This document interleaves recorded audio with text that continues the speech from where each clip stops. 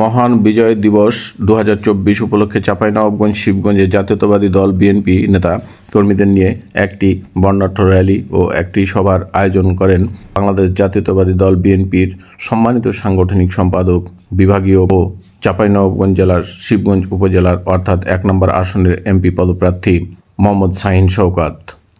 মূল দল সহ সকল অঙ্গ সংগঠনের নেতাকর্মীদের নিয়ে শিবগঞ্জ স্টেডিয়াম মাঠে একটি বিশাল সভা অনুষ্ঠিত হয়।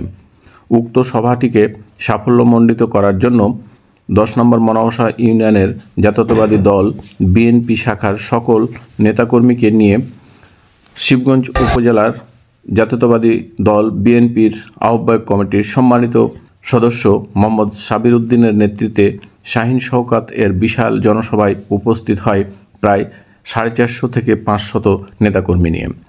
ভবিষ্যতে যেন শাহীন শওকত দলীয়ভাবে প্রার্থিতা পায় তার জন্য সর্বাত্মক চেষ্টা করা হবে বলে মোহাম্মদ সাবির উদ্দিন আমাদেরকে জানিয়েছেন।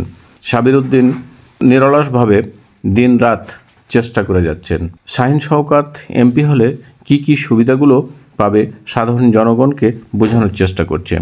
সাবির উদ্দিন এবং জনপ্রিয়তার দিক থেকে এগিয়ে আছে আমার জনপ্রিয় নেতা মোহাম্মদ শাহীন শওকত। শাহীন শওকত দলীয় নমিনেশন পাবে, পাশাপাশি দলীয় প্রার্থী হয়ে সে এমপি হবে ইনশাল্লাহ।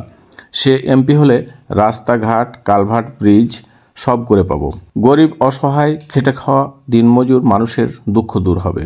সাবির উদ্দিন এর সাথে সহযোগিতা করছেন যারা, তারা হলেন 7 নম্বর ওয়ার্ডের সভাপতি মোহাম্মদ ফিটু, সেক্রেটারি মোহাম্মদ বজলারুর রহমান, 8 নম্বর ওয়ার্ডের সভাপতি মোহাম্মদ তাইফুর রহমান ও সেক্রেটারি মোহাম্মদ আনিকুল ইসলাম, 9 নম্বর ওয়ার্ডের সভাপতি মোহাম্মদ সিরাজুল ইসলাম ও সেক্রেটারি মোহাম্মদ মালিক সহ আরও স্থানীয় নেতৃবৃন্দ, যা আপনাদেরকে বিস্তারিত ভিডিও চিত্রে দেখানো হলো।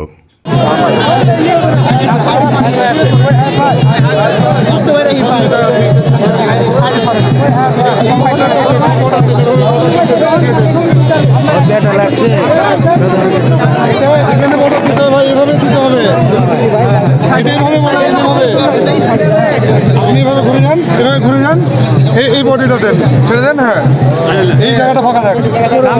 সত্য বলেন না গো ভাই।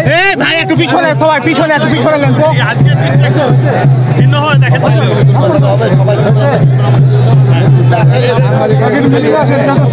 এবার ভাইকে দেন। কোন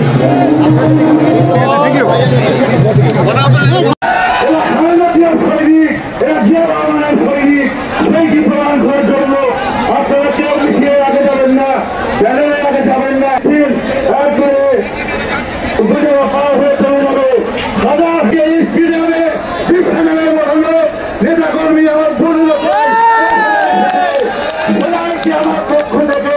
সবাইকে আমার নেতা তারেক রহমানের পক্ষ থেকে সর্বোপরি আমার আদর্শের নেতা জিয়া রহমানের পক্ষ থেকে ধন্যবাদ, শুভেচ্ছা জানাচ্ছি।